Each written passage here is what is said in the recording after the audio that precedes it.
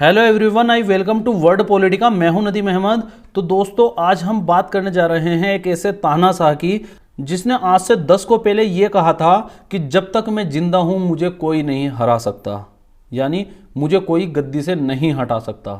लेकिन कुछ दिनों पहले ही उसने खुद ही अपनी गद्दी छोड़ दी। तो आखिर ऐसा क्या हुआ है कि जो तानाशाह पिछले 39 वर्षों से लगातार एक देश पर राज कर रहा था, उसने अपनी गद्दी क्यों छोड़ दी और वो देश कौन सा है, आज हम उसके बारे में पूरा समझेंगे। ये उस तानाशाह की जवानी की फोटो है जिस समय उसने ये बात कही थी कि जब तक मैं जिंदा हूं मुझे कोई नहीं हरा सकता। और ये फोटो उस शख्स की आज की फोटो है।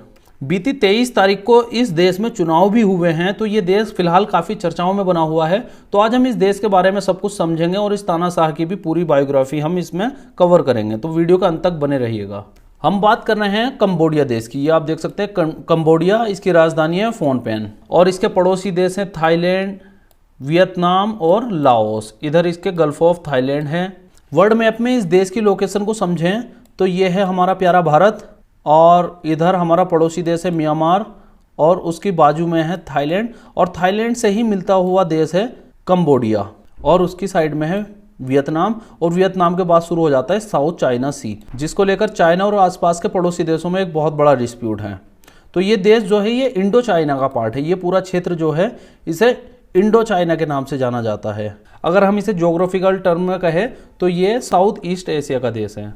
तो ज्योग्राफी आपने समझ ली और बड़े मैप में अगर आपको समझना हो तो ये है हमारा भारत और ये है कंबोडिया। कंबोडिया के बारे में एक चीज़ और जानने लायक है कि कंबोडिया ही दुनिया का एक ऐसा देश है जिसके फ्लैग में एक इमारत है और ये इमारत कुछ और नहीं बल्कि कंबोडिया का सबसे बड़ा मंदिर है। पहले ये एक हिंदू टेम्पल हुआ करता था, लेकिन आज के समय ये एक बौद्ध टेम्पल बन चुका है। हालांकि वैसे ये मंदिर विष्णु का मंदिर के नाम से प्रसिद्ध है। इस मंदिर का ऑफिशियली नाम अंकोर वाट टेम्पल है।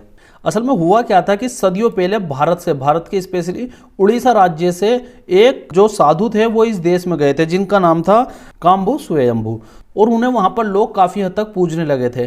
तो जिसकी वजह से इनका नाम पड़ा कामपूजिया और कामपूजिया का नाम चेंज होकर बना काम्बोज और काम्बोज का ही परिवर्तन होकर नाम बना कंबोडिया। इस देश का नाम इतिहास में कई बार चेंज हो चुका है। फिलहाल कई दशकों से इसका नाम कंबोडिया ही बना हुआ है क्योंकि वहां पर काफी समय से एक ही शख्स का शासन है, जिसके कारण से इसका नाम चेंज नहीं हुआ है। अगर इसके इतिहास को हम समझें तो सबसे पहले इसमें खमेर एम्पायर का राज था जो कि 802 ईस्वी में बना था। असल में वहां पर रहने वाली जो मूल जनजाति है उसको खमेर जनजाति कहते हैं, जिसके नाम पर खमेर एम्पायर बना था। और ये खमेर एम्पायर काफ़ी बड़ा था जिसने आसपास के काफ़ी क्षेत्रों पर, जिसमें चाइना का कुछ हिस्सा था, थाईलैंड, वियतनाम, लाओस और भी काफ़ी सारे एरिया थे, म्यांमार का कुछ एरिया इसमें आता था। तो ये खमेर साम्राज्य था। ये आप वो देख सकते हैं अंकोर वाट का मंदिर जो कि आज भी इसी कंडीशन में है। ये लगभग 1200 ईस्वी के करीब वहाँ के एक राजा ने बनाया था और ये काफ़ी प्रसिद्ध मंदिर है। यूनाइटेड नेशन की वर्ल्ड हेरिटेज साइट में भी ये शामिल है। ये आप देख सकते हैं ये एक हिंदू मंदिर है, विष्णु का मंदिर है, लेकिन आज के समय ये जो है वो बौद्ध भिक्षुओं का ही मंदिर बन गया है। इसमें कई मूर्तियां गौतम बुद्ध की भी लगा दी गई हैं। अब बात करते हैं कंबोडिया की रिलीजियस डेमोग्राफी की। तो ये आप देख सकते हैं वहाँ पे 91% तो केवल बुद्ध हैं, यानी कि एक बौद्ध मेजोरिटी कंट्री है। इसके बाद में वहाँ की दूसरी सबसे बड़े जो कम्युनिटी है वो है मुस्लिम, जहाँ जिन्हें 2.3% लोग फॉलो करते हैं। उसके अलावा क्रिश्चियनिटी को लगभग 0.3% लोग फॉलो करते हैं और 0.6% अदर को फॉलो करते हैं। लेकिन यहाँ पे जो रिलीजियस हार्मनी है वो काफ़ी बेहतर है। वहाँ पर कभी भी मुसलमानों के या बौद्धों के दंगे नहीं होते हैं। वहाँ किसी भी प्रकार की जो है वो कम्युनल राइट हमें देखने को नहीं मिलते हैं। काफ़ी पीसफुल तरीके से सभी रिलीजन वहाँ पर रहते हैं। ये आप देख सकते हैं ये है वहाँ के मौजूदा प्रधानमंत्री जो कि लंबे समय से वहाँ पर तानाशाही कर रहे हैं और ये कितने खुश मिजाजी के साथ में वहाँ के मुस्लिम समुदाय के लोगों से मिल रहे हैं। अब थोड़ा सा बैकग्राउंड समझ लेते हैं कंबोडिया का। तो ये है हमारा भारत और ये है कंबोडिया, जैसा कि अभी हम समझा था। और इसके अलावा ये है फ्रांस। हम फ्रांस का जिक्र क्यों कर रहे हैं? क्योंकि लंबे समय तक कंबोडिया पर फ्रांस का ही शासन रहा है। फ्रांस ने काफ़ी लंबे समय तक कंबोडिया पर शासन किया है। द्वितीय विश्व युद्ध के दौरान, जिस समय द्वितीय विश्व युद्ध हो रहा था, उस समय जापान ने कंबोडिया पर अटैक करके कंबोडिया को अपने कंट्रोल में ले लिया था। लेकिन साल 1945 में जापान की हार हो जाती है। जापान को अपने कब्जाए हुए सारे ही क्षेत्र, चाइना का कुछ क्षेत्र था, जिसमें कोरिया के कुछ क्षेत्र थे, कंबोडिया, वियतनाम, ताइवान, जितने भी क्षेत्र थे, ये सब जापान को छोड़ने पड़े।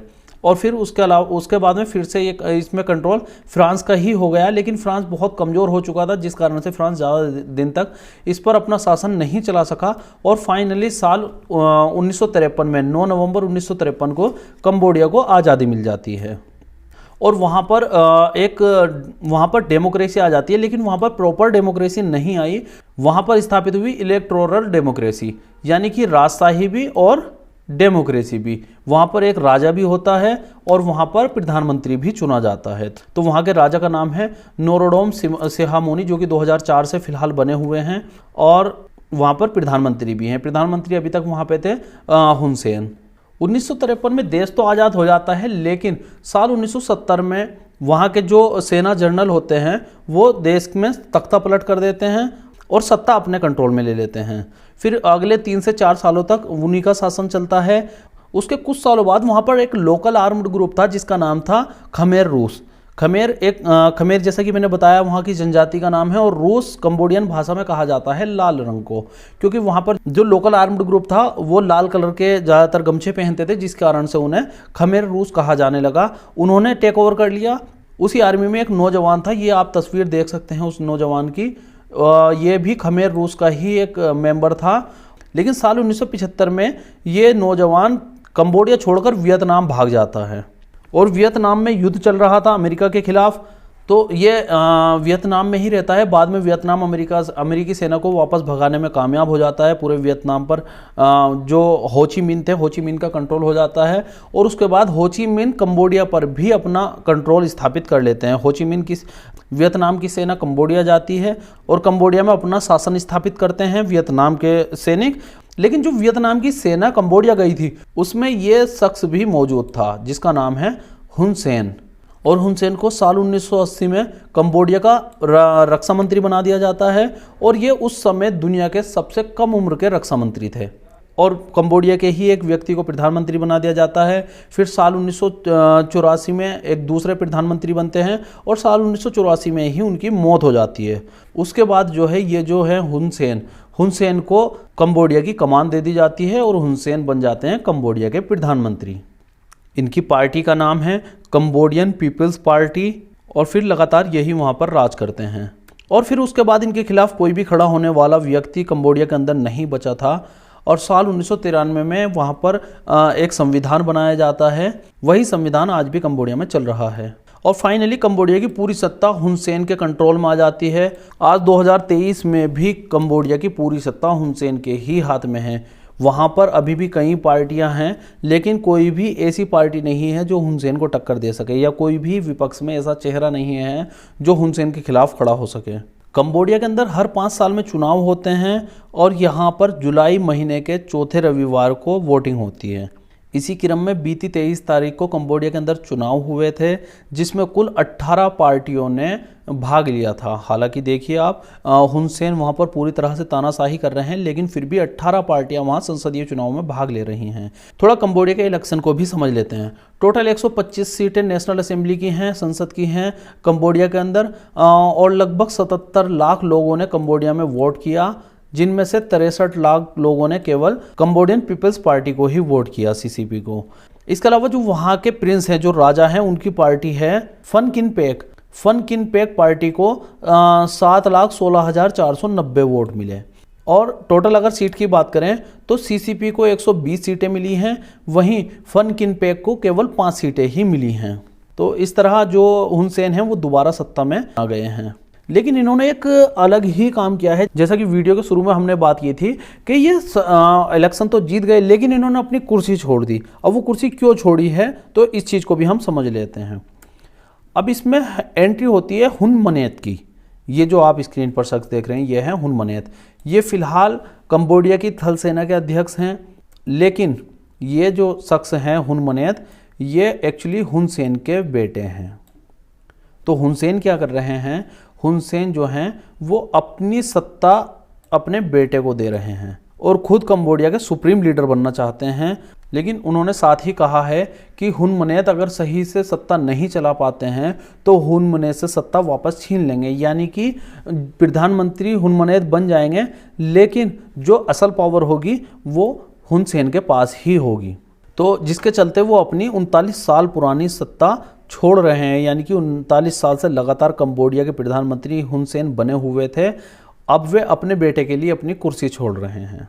उम्मीद करता हूं आपको कंबोडिया देश के बारे में सब कुछ क्रिस्टल क्लियर हो गया होगा, इस देश की ज्योग्राफी, इतिहास और जो इस देश का पॉलिटिकल सिस्टम है और किस तरह से कंबोडिया के अंदर आज भी तानाशाही बनी हुई है। और मुझे नहीं लगता कि आसानी से वहां पर अभी तानाशाही हाल फिलहाल के वर्षों में कहीं जाने वाली है।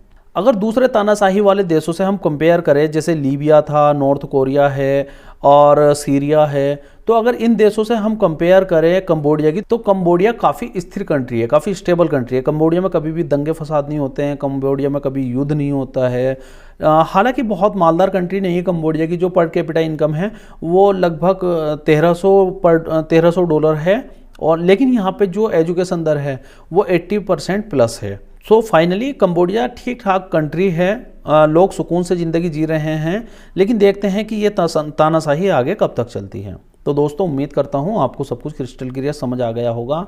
तो मिलते हैं नेक्स्ट वीडियो में। आप हमारे चैनल वर्ल्ड पॉलिटिका को सब्सक्राइब कर लीजिए और बेल आइकन प्रेस कर लीजिए ताकि आने वाली वीडियो की नोटिफिकेशन आपको समय पर मिल जाए। तो मिलते हैं नेक्स्ट वीडियो में, तब तक के लिए जय हिंद, जय भारत।